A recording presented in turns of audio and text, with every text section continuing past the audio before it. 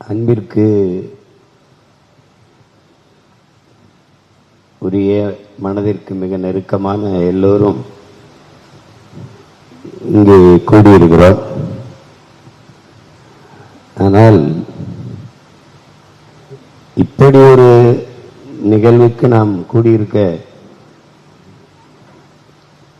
கூடாது என்பதுதான் சொல்ல தோணுகிறது.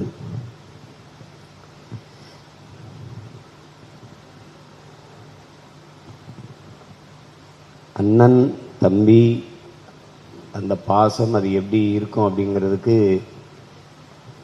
எங்க ரெண்டு பேருடைய வாழ்க்கை ஒரு பெரிய உதாரணம். எங்களை நன்கு அறிந்தவர்கள் அறிவார்கள்.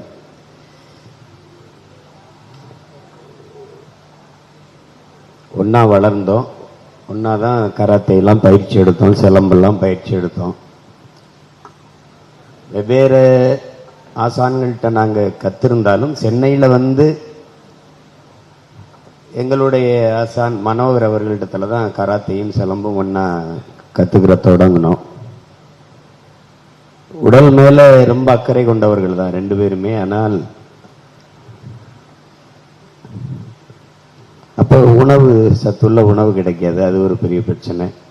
ஆனால் எனக்கு என் தம்பி நாகேந்திரன், என் தம்பி தேவா எங்களுக்கு சமைச்சு போடுறதுக்காகவே எங்கள் அம்மா பாண்டியம்மா சென்னைக்கு வந்தாங்க. எங்கள் அப்பா ராசுத்தேவர் ஓய்வு பெற்ற இராணுவ வீரர். சிறுவாலையில் அவர் மட்டும் தனியாக சமைச்சு சாப்பிட்டுக்கிட்டு நீ போய் பிள்ளைகளை பாரு என்று சொல்லி அனுப்பிச்சு வச்சார். அவரு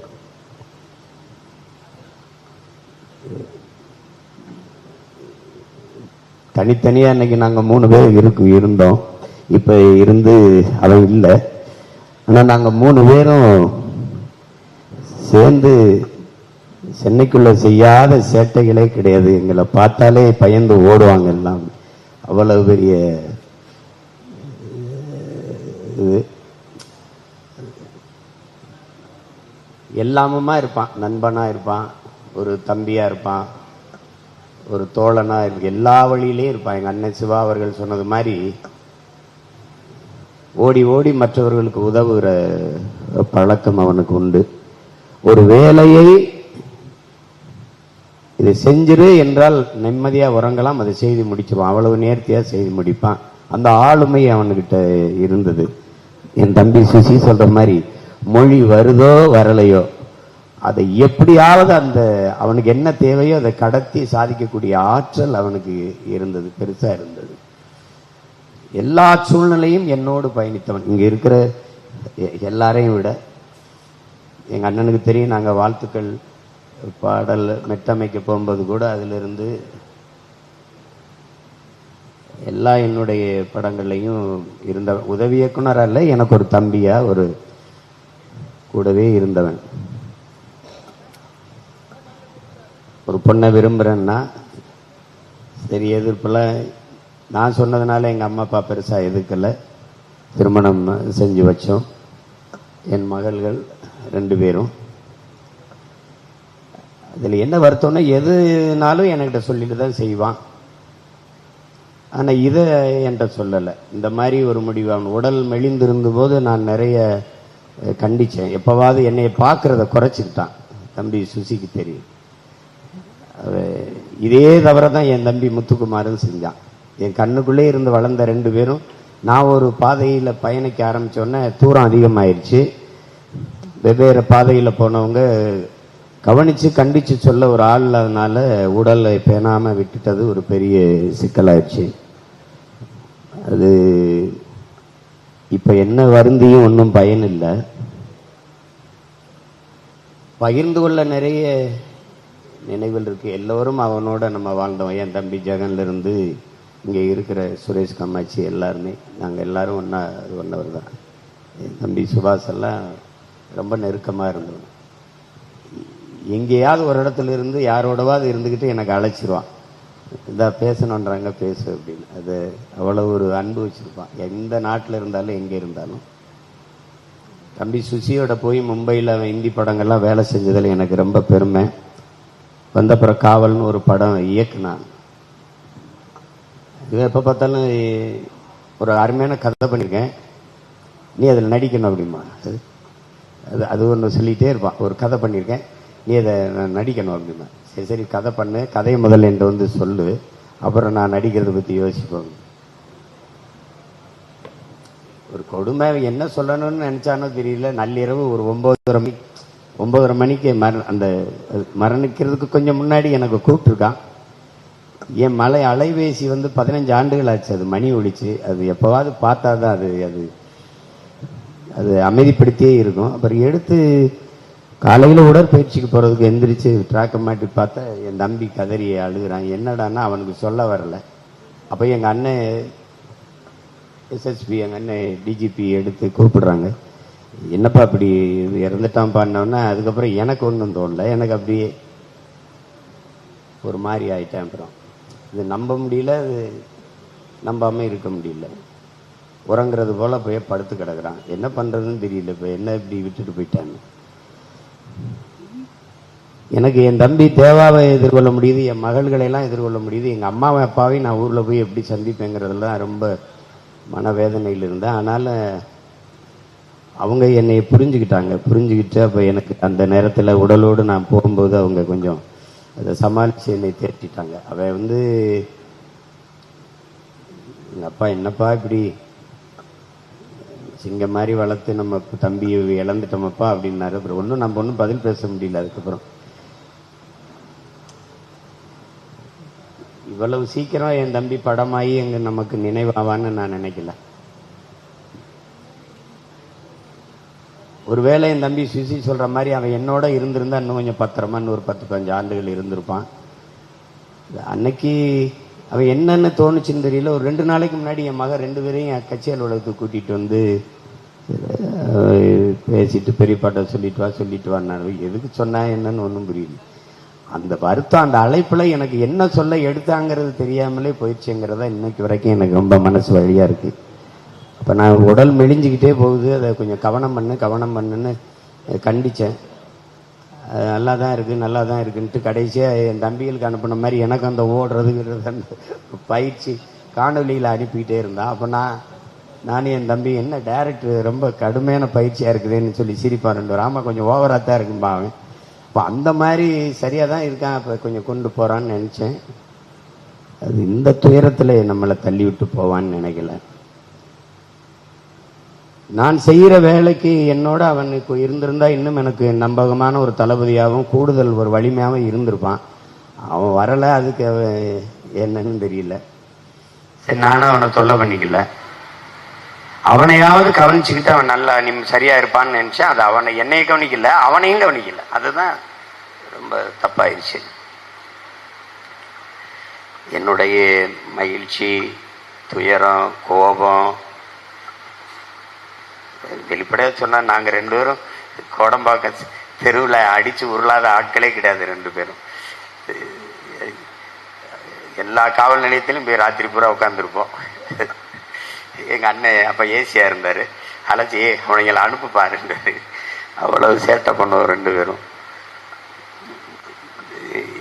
எல்லா நினைவுகளும் ஓடுதுச்சு. என்ன பண்றது இப்ப இல்லை.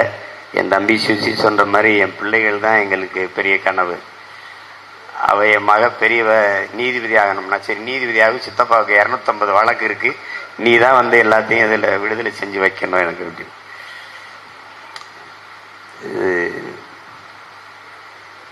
பகிர்ந்து கொள்றதுக்கு எனக்கு இருக்கிற செய்திகள் எல்லாம் உங்க எல்லாருக்கும் தெரிஞ்சதுதான். என்ன ஆனாலும் தம்பி நீ நம்மோடு வரப்போறதில்லை. இவ்வளவு சீக்கிரத்தில் இப்படி படமா இருந்து பூ போட்டுற அளவுக்கு அவன் நினைவை பகிர்ந்து கொள்ளுற அளவுக்கு விட்டுட்டு போவான்னு நான் நினைக்கல. அது இப்ப பல நினைவுகள் ஓடுது. நாங்க அவன்கிட்ட தான் 2 சக்கரம் இருந்தது. அப்ப எங்களுக்கு ஒன்றும் வசதி இல்லை. இப்போ 2 பேரும் அதில் தான் சுற்றுவோம். அந்த சென்னை முழுக்க சுற்றுவோம். நார்த்து மெட்ராஸ், இந்த வட சென்னை, இங்கே எல்லாம் சுற்றுவோம்.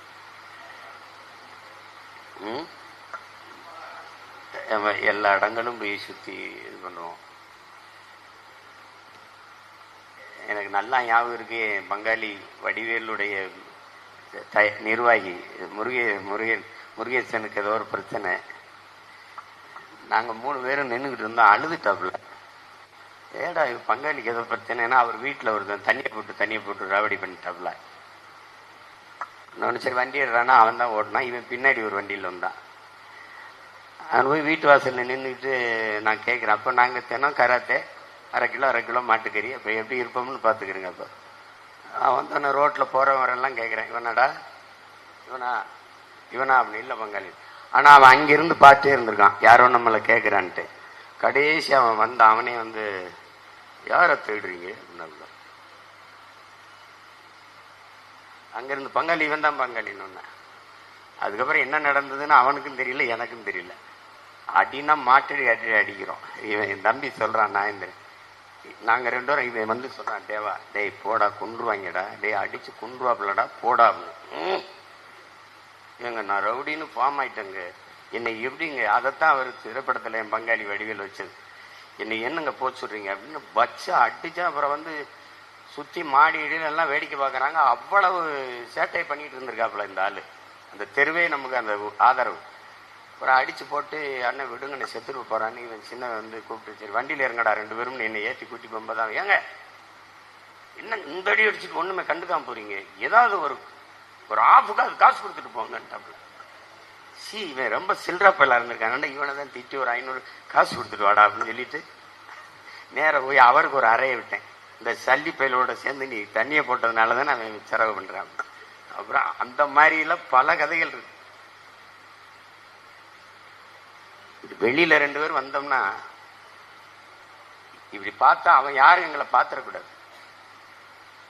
என்ன அப்படி என்ன பாக்குற அப்படின்னு தெரிஞ்சவனா இருந்தா என்ன, அண்ணே சும்மா நீங்க தானேன்னு பார்த்தோம்னு. அவன் வேற ஆளந்த என்ன பார்க்க கூடாதான்னா அதோட சரிதான். ஐயோ இப்ப நினைச்சு பார்த்தாலே கேவலமா இருக்கு. நம்ம தானடா அப்படிலாம் நடந்துக்கிட்டோம். அவ்வளவு சேட்டை பண்ணுவோம் நாங்க 2 பேரும். அப்படி அன்புலையும் சரி, வம்புலையும் சரி, அடிதடியிலையும் சரி, கோபத்திலையும் சரி, எல்லாத்துலயும் பாசத்திலையும் எல்லாத்துலயும் பங்கெடுத்துக்கிட்டு இருந்த தம்பி இன்னைக்கு இல்ல. அதை நினைக்கவே முடியல என்னால. சரி, எவ்வளவோ இழப்புகள், அதுல இதுவும் ஒண்ணு. மரணம் வந்து நிகழாத ஒன்று இல்லை, ஆனால் இவ்வளவு சீக்கிரமா அது நிகழ்ந்திருக்க வேண்டியதில்லை. இதே மாதிரிதான் என் தம்பி மனோஜும், அவனும் இதே மாதிரிதான் தவிக்க விட்டுட்டான். அவனுக்கு எல்லாம் இருக்குது, சர்க்கரை இருக்குதுன்னு தெரியுது. ஒரு நடைப்பயிற்சிக்கு போனோம், ஒரு உடற்பயிற்சிக்கு போனோம், ஒரு பூங்கால நடந்தோம், அதுல கவனமே இல்லை. அவங்க அண்ணி வந்து அவனுக்கு சாப்பாடு வைக்குது கையில, வந்து அண்ணி இந்த மாதிரி எனக்கு இவ்வளவு சர்க்கரை இருக்கணும்னு அது பதறுது. வந்து அது கவனமே இல்லையே, கவனம் இல்லை. எனக்கு பார்வை அப்போது மங்கு தண்ணின்றப்ப அப்ப அது கவனம் எடுக்கணும்ல. அதெல்லாம் தான் ரொம்ப மனசு வலிக்குது.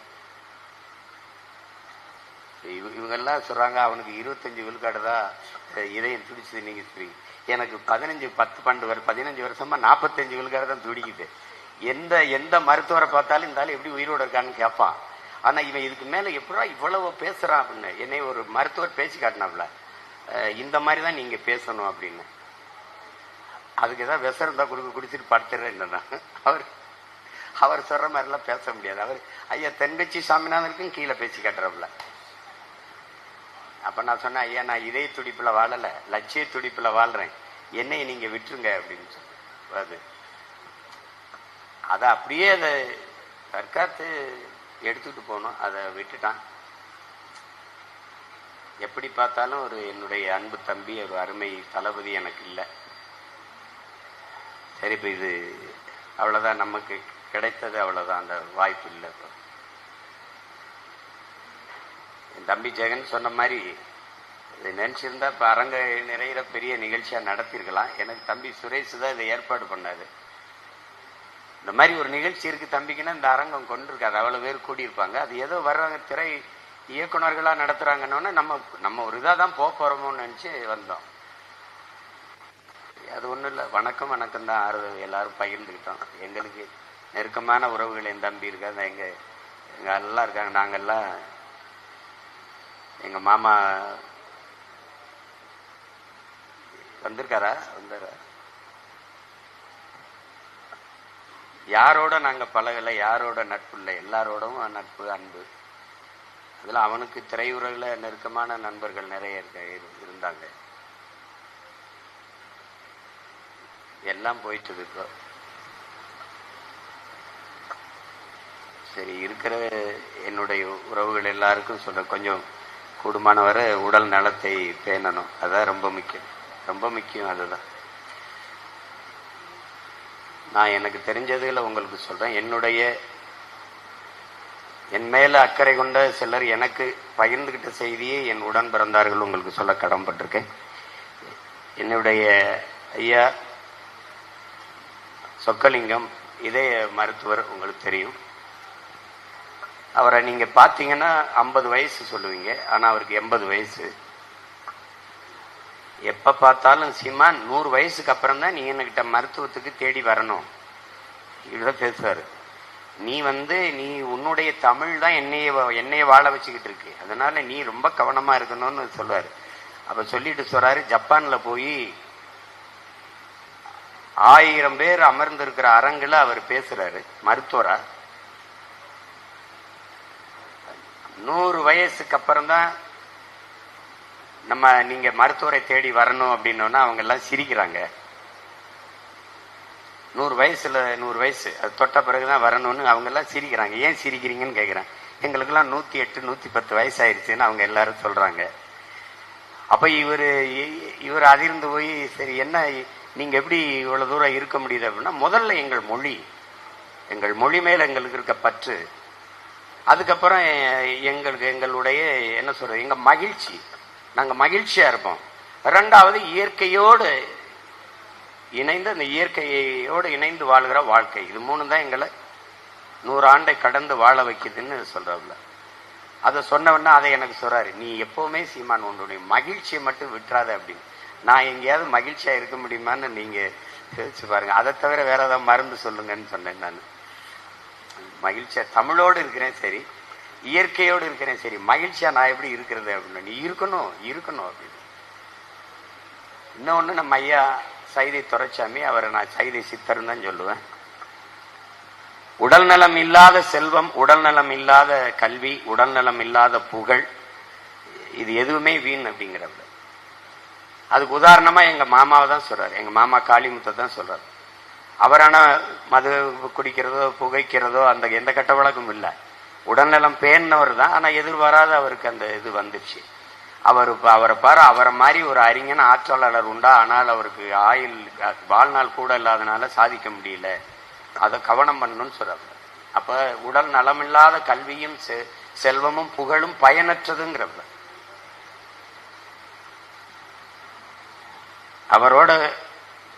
அவருக்கு இப்ப 70-72 வயசு இருக்கும். நீங்க அவர் எந்த இளைஞனும் அவரோட போட்டி போட முடியாது. காருக்குள்ள என்னை ஏற்றி வச்சுக்கிட்டு, கார்ல பின் சீட் இருக்குல்ல, அதுல உட்கார்ந்து 15 தடவை எந்திரிச்சு காட்டுறாப்புல. நம்ம அதுல உட்கார்ந்து இறங்கும் போதே எந்திரிக்க முடியாது. அப்ப அவ்வளவு உறுதியா இருக்கிறது. காரணம் இந்த உணவு முறை தான் சொல்றாரு. 32 முறை உணவை, அதுதான் அப்பா சொல்றாரு, நீங்க உணவை குடி, தண்ணீரை உண்ணுங்கிறாரு. ஏன்னா குடலுக்கு பற்கள் கிடையாது, வாயில தான் பற்கள் இருக்கு. இங்கேயே சீரணிச்சு தான் உள்ள அனுப்பணும். இங்கே 32 முறை மெல்லணும், அதுக்கு தான் 32 பல்லு இருக்குங்கிறாரு. தண்ணீரை உணவை ஒரு கூழ் போல உள்ள தள்ளணும். அப்ப உமிழ் நீர் சுரந்து இன்சுலினோட உள்ள போகும்போது சர்க்கரைன்னு ஒரு நோயே வராது. இப்படி ஆனா அது நடைமுறையில கடைபிடிக்க கடினம். ஆனா கடைபிடிச்சாதான் நம்ம வாழ்நாளை நீட்டிக்க முடியும். அது என் தம்பியுடைய இழப்பு நம்ம எல்லாருக்கும் ஒரு பாடமா இருக்கணும். என் தம்பி மனோஜுடைய இழப்பும் பாடமா இருக்கணும். நம்ம நீங்க எல்லாருமே அரிய அபூர்வமான உயிர்கள், அதெல்லாம் போற்றி பாதுகாக்கப்பட வேண்டியது இருக்குது. என் தம்பியுடைய இழப்புல நம்ம எல்லாரும் உறுதியேற்று நம்முடைய வாழ்நாளை நீட்டிக்க பாடுபடணும். நாங்கள் ஓடுவோம் ஒய்என்சியில 2 பேரும் நீண்ட தூரம் ஓடுவோம். ஒரு நாள் நேரம் ஓடுவோம் 1.25 மணி நேரம், ஒரு நாள் தூரம் ஓடுவோம் 12 கிலோமீட்டர். அப்ப என்ன இவ்வளவு தூரம் ஓடுறீங்கன்னா, மாராத்தான் ஓட்டம் கேள்விப்பட்டிருக்கீங்களான்னு கேட்பேன். கேள்விப்பட்டிருக்கேன். அது மாதிரி இது மரண ஓட்டம், மரணத்திலிருந்து தப்பிச்சு ஓடுறோம் அப்படின்னு. அப்ப ஓட உடலை உறுதி செஞ்சு வாழ்நாளை நீட்டிக்கிறதா, வேற ஒன்றும் இல்லை. அதை எல்லாரும் கடைபிடிக்கணும். அதை கவனமாய் இருங்கன்னு என் தம்பியுடைய இந்த இழப்பு மரணம் நமக்கு உணர்த்தினதா நம்ம நினைச்சுக்கிறணும். இல்லைன்னா அவன் நிறைய சாதிச்சிருக்க வேண்டிய ஒரு இளைஞன். அவன் வாழ தொடங்கும் போது அவன் வாழ்க்கையை முற்று வச்சுட்டான். அந்த கவிதை இன்னும் கொஞ்சம் நீட்டிச்சிருக்க கூடாதா, இன்னும் கொஞ்சம் இருந்திருக்க கூடாதாங்கும் போது புள்ளி வச்சுட்டான். அதே மாதிரிதான் என் தம்பி மனோஜும் வாழ தொடங்கும் போது அந்த கவிதையை டக்குன்னு புள்ளி வச்சு விட்டான். அது சரி, இழப்பு தாங்கிக் கொள்ள முடியாதான், அதை கடந்துதான் நம்ம சாதிக்கணும். தம்பியுடைய இந்த இரங்கல் நிகழ்விற்கு வந்தவங்க எல்லாருக்கும் என்னுடைய அன்பும் வணக்கமும். என் தம்பிக்கு என்னுடைய வணக்கத்தை செலுத்துறேன். அவன் எனக்குன்னு சில பொறுப்புகளை விட்டுட்டு போயிருக்கான். அதை என் தம்பி சுசி சொல்றாரு. தம்பி மட்டும் செய்ய வேண்டியதில்லை, நான் பெரியப்பா இருக்கேன், நீயும் பெரியப்பா இருக்க, அங்க ஒரு சித்தப்பா இருக்காரு, நம்ம எல்லாம் சேர்ந்து நம்ம பிள்ளைகளை, அவனுடைய கனவு, அவனுக்கு ஒன்றும் கனவு இல்லை, என் மகளுக்கு 2 பேருக்கும் தான் கனவு. அந்த கனவை நம்ம எல்லாரும் சேர்ந்து நிறைவேற்றுவோம். அப்புறம் என்ன, இவ்வளவு சொந்தங்கள் இருக்கிறீங்க, உங்க எல்லாருக்கும் என்னுடைய அன்பும் நன்றியும் வணக்கம்.